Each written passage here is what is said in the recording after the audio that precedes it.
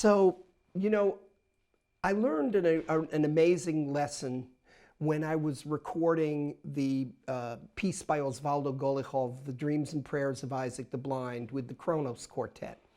And we were there at the recording session, and I was kind of thinking, you know, maybe this is a classical piece, but it's influenced by Klezmer, and I'm not sure what kind of sound I should have.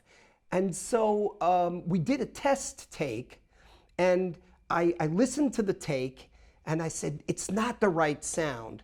So I had actually been playing on another mouthpiece, and I switched over to the mouthpiece that I would play like in clubs and in, you know, festivals with the klezmatics. I was in the klezmatics at that time, and playing all of these kinds of things. And suddenly the Kronos heard me, and they said, "What did you just do? That's amazing! It's like a completely different world." And so I realized, you know, that was so important to have material, to have a mouthpiece that really helps you. So, you know, I will often switch back and forth between classical music and klezmer music, or any other kind of improvised music. And for me, it literally, well, sometimes it feels like a brain transplant, because it's really almost like two people, and it's a different style of playing and a different psychological state. But I think mostly what helped me was having different material. So to get this kind of sound,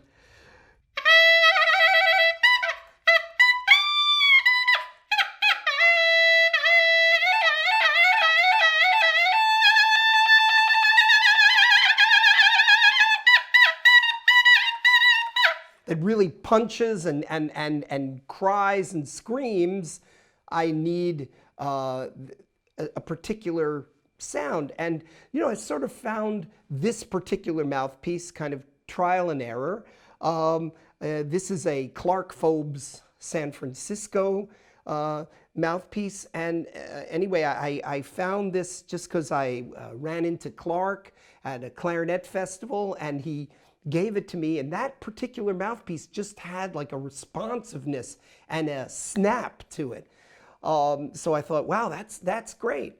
And basically then, as I said, it's kind of like a brain transplant, but it's also like really playing two different instruments. So when Osvaldo Golijov, for example, wrote The Dreams and Prayers, he said for klezmer clarinet and string quartet or string orchestra. And people say, what is a klezmer clarinet? I'll say, well, it's just a clarinet, just like any other clarinet, but it is, you know, using this different, for me, using a different mouthpiece helps. So I'm going to switch over to the classical mouthpiece for a minute.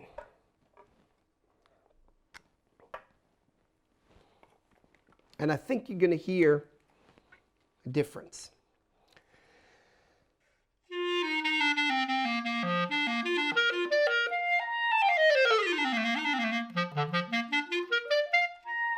So there you get the roundness of the sound, and this actually happens to be a Selmer Echo, a very new mouthpiece that's coming out on the market, and I was just delighted with it, just to have that ability to have different mouthpieces that have a really, really different color, and it's actually essential for what I do.